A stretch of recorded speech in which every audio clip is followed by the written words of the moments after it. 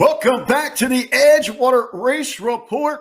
And there's no place I'd rather be than right here, episode number 23. I'm Rick Vickery, always joined by Mr. Rob Wiley. Rob, welcome back to your show. All right, good to be back. And I can't believe how fast this season has gone. It's crazy. We're already here in October.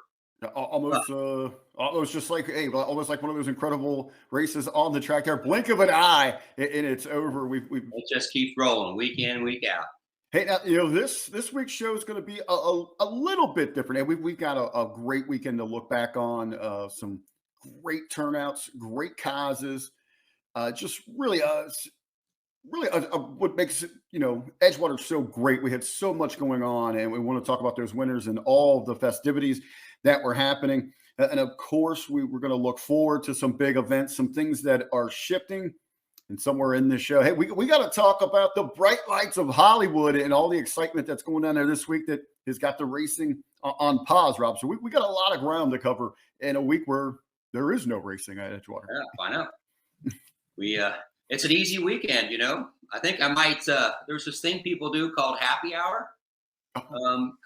I heard it's fun. I might, might go happy hour with my wife.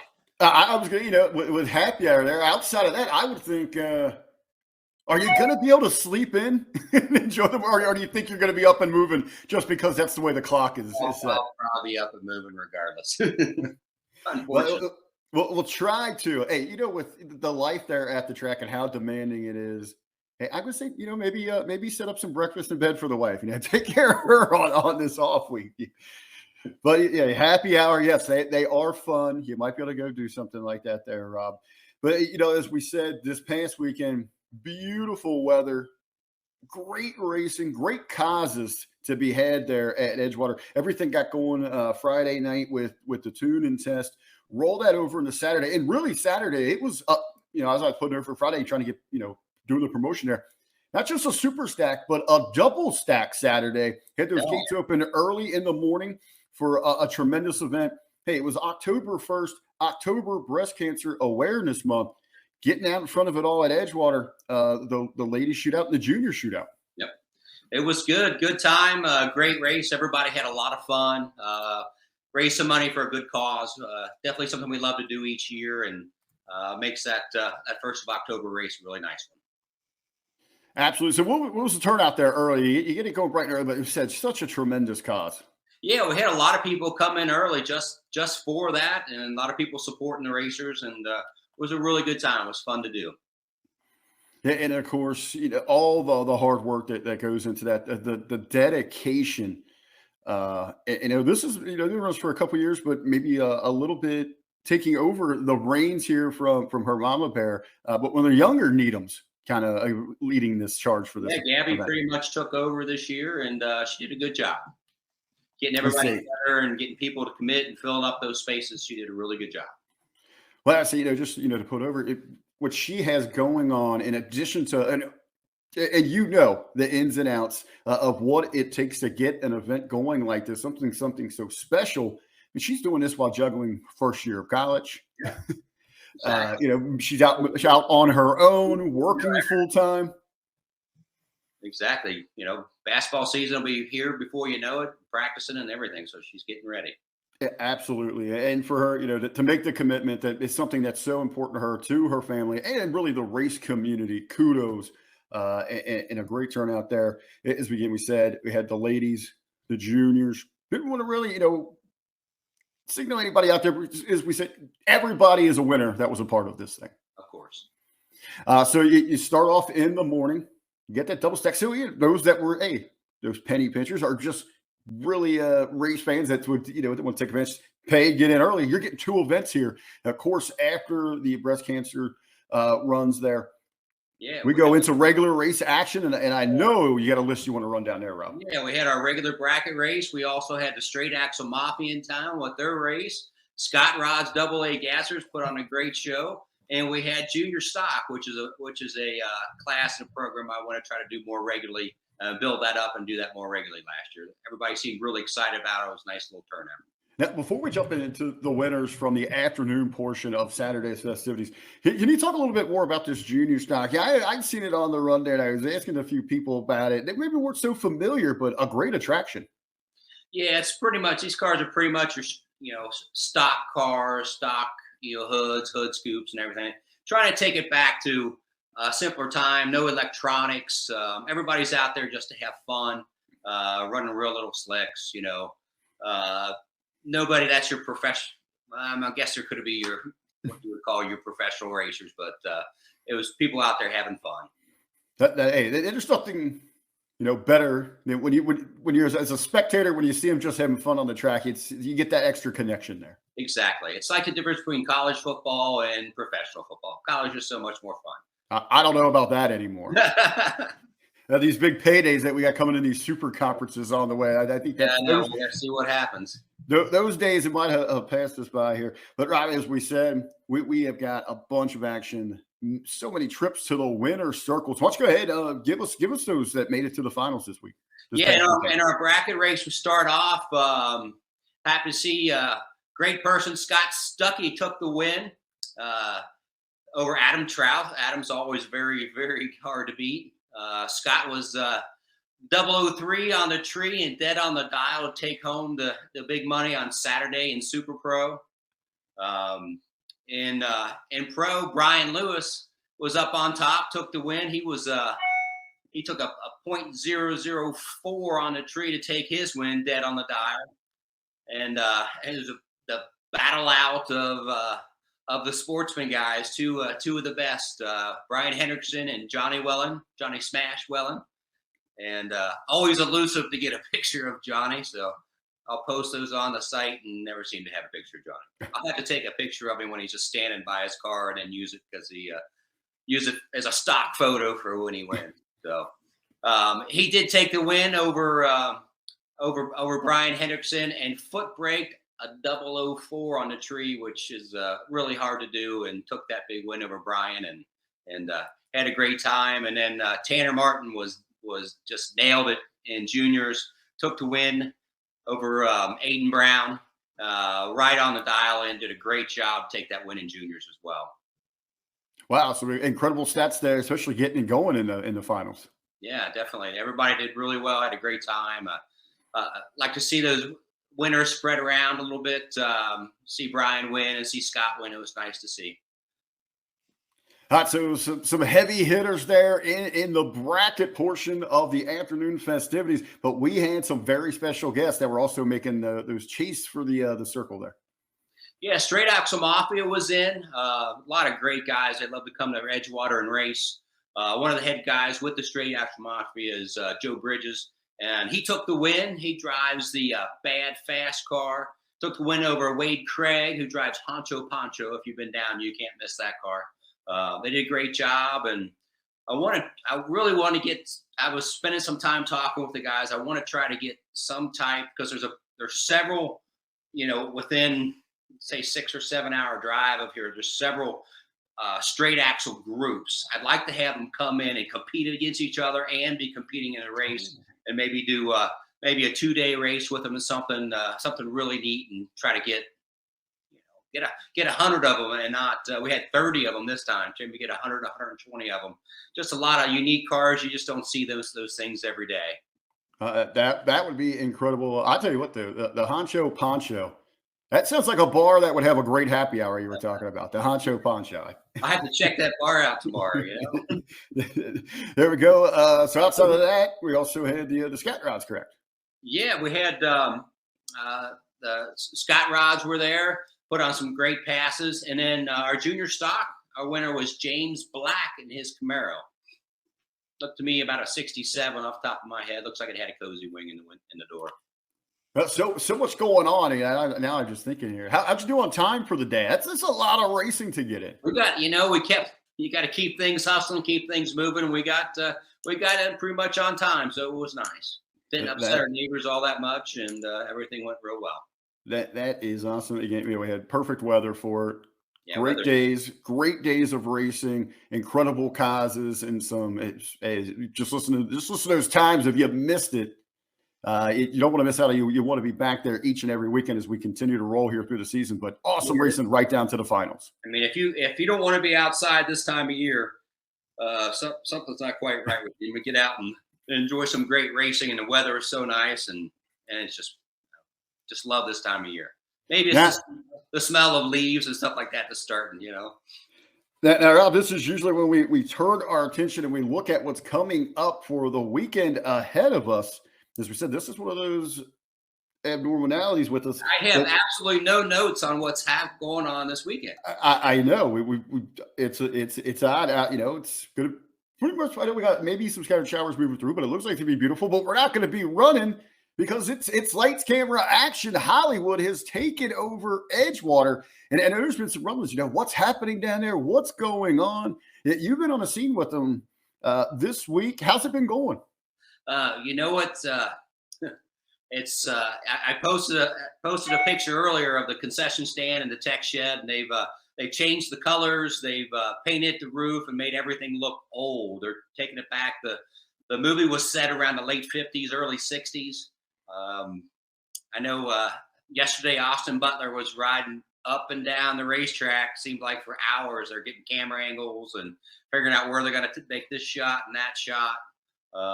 There's a day they're going to have 250 extras on. Today was a day they're just bringing in classic car after classic car after classic car. And then tomorrow they're bringing, I believe it's 47 period correct bikes that are coming in as well. I saw an advertisement for that online, and it had to be to the period, and it had to be, where it'd be available to ride it, where it just wasn't classic for show.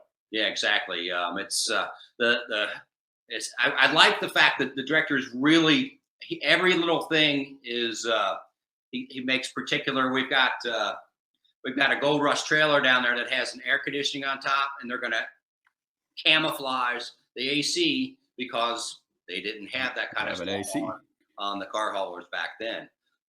They've taken down every sign, removed every portalet, every trash can, everything's out. It looks like a park. It's just it's really nice. Now you did share a photo just a few hours ago here from our record on Facebook. You said the new paint job. I'd seen some people, they were happy to see the green go. You got the blue, but are they is it part of the deal? As you said, it's a period piece. They want to be as authentic as they can. So yeah, is a part of it, do they have to put everything back the way it was on their way out? That's the agreement, to put everything back. I kind of like the blue, but it won't mix with everything else. It's growing on some people, but I liked it from the time they painted it blue. It looks really neat. Now, one of the things that I was thinking about, is you told me about this last week, and I'm thinking, I know it's a timepiece, so they're going to be as authentic as they possibly can. They got to have a good. It's about biker clubs. They got to have a good bar fight. Are they going to trash the bar that you guys have put all in? There's going to be a huge fight scene down there. I don't know what day they're filming it, but they have the area all mapped out that they're going to do the fight scene. Apparently, there's a lot of people involved. That's going to be cool. That'd be cool to kind of maybe sneak in, and if you could check that out, that'll be something to see. Now, for you, this is a great, marketing opportunity for Edgewater. Now, obviously, since they stripped everything down, you're not going to see the logos on that. Have you thought about maybe how you're going to hey, this is us? You thought about how you're going to get the word out there? Is it just grassroots word of mouth, hoping it spreads? Or have you talked to any local media outlets? I know you've done stuff with 700 and all that. Yeah, we're meeting with they've got their own spokesperson that we're going to meet with tomorrow and interview. And Dave Deal's working on getting a written piece he's going to submit to the TV stations and submit to National Dragster and Drag Illustrated, and just talking about why they picked Edgewater and why they like the scene and how it works for their movie and why it was the right place. That will be awesome. Those are the pieces you get those press releases out there. Let people know that something special was happening there, and it's a good rallying point. People that come in, they can talk about it, and encourage you to go see the movie because that's where they run at. Apparently, the ladies like Austin Butler, so He is the hot ticket right now, the heartthrob that's out there. Now, unfortunately, with all the excitement, it is incredible is, the action of the movie coming to Edgewater. It did force us to move some events, cancellation, obviously, and moving some things, mainly. And I know some people were excited about this coming up this Saturday, scheduled on the 9th, was our Pink Ribbon Girls Muscle Car Sunday. You let everyone know the new plans for that. The Pink Ribbon Day, that Muscle Car Sunday, was something that I'm looking at that date, and this is the date that this production crew wanted. I'm just going, oh no, and we take a lot of pride in that race. And Keith Sperlings, that owns the Motors Brewing Company, one of our sponsors, puts in a lot of work getting this all together, and he's been promoting it for 9 months, and getting money, getting sponsors, and getting things given to raffle, and arranging for Kevin McCoy to come play, and all this stuff. And it was the absolute hardest phone call I've made in a long time, is to tell them that that date's not available. And I've been working hand in hand with him to move it from to the 23rd of the month. Traditionally, those weather's really nice and sunny that weekend.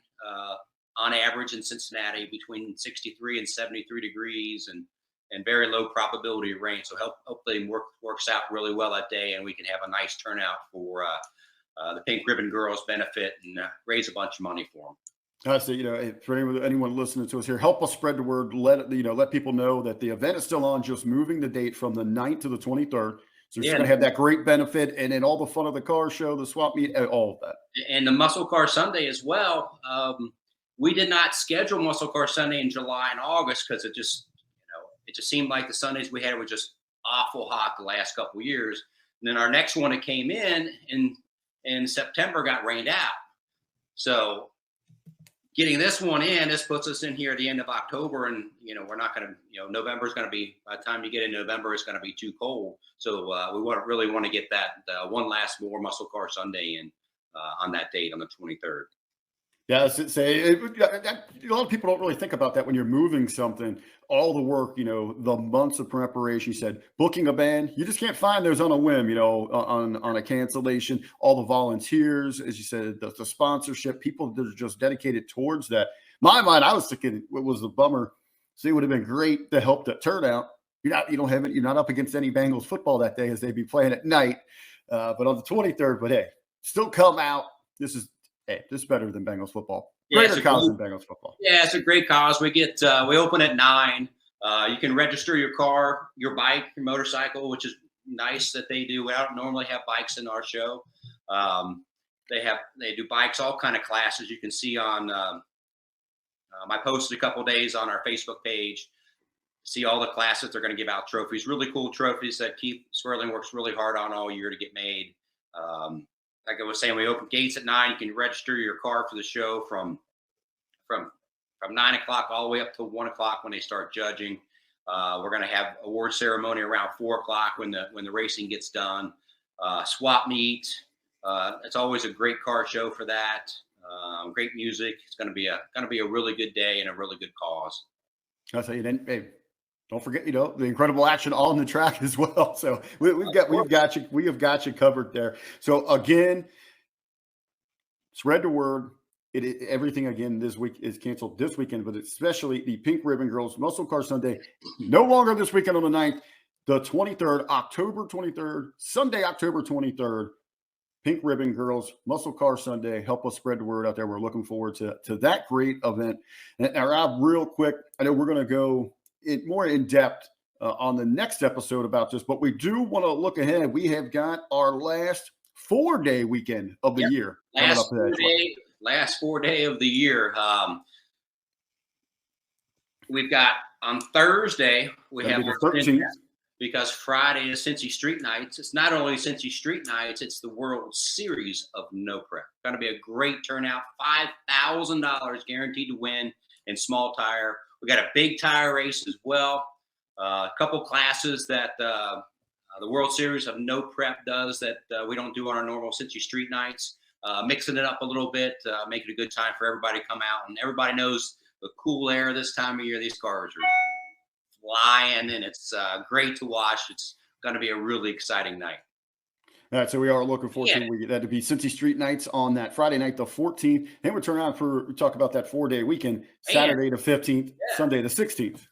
Yeah, the 15th and 16th, we got our last 2-day 5K of the year. Always a great time, nice payouts, not a ton of entry to get in. A really good 2-day race to come in. You come in early Thursday night, get you a good parking spot, and stay for the weekend. Well, there we go, Rob. Again, sad that we're off this weekend, but a lot of exciting things happening at Edgewater. Yeah, we got that last 4-day still to come this month. We've got the UMTR coming back with another one. We've got the Halloween Spectacular, and fingers crossed, weather permitting, we're ready to run into November. So still a lot of racing to be had. Yeah, we switched after the first week in November. We switched to Saturday tune and test and Sunday bracket race. As long as the weather is over 50 degrees for a good period of time during the day, we can race. That is awesome. Incredible stuff coming at you. Again, to keep up with all the happenings, all the developments, you can go to edgewaterrace.com. But for the latest in news developments, hey, you can join in the conversation. Let us know what you're thinking, what you've got going on. Facebook.com/Edgewater Race. Again, Facebook.com/Edgewater Race. Rob, any parting words before we say so long on this week's episode? Everybody, enjoy your weekend off. If you want, go up to the Little Boo Banger up at Kilcare and support that race. And we will see you next week for our big 4 days of racing. All right, for this week's episode of the Edgewater Race Report, I am Rick Vickery. He is Rob Wiley. Not this weekend, but next weekend. We'll see you at the track. We'll be there.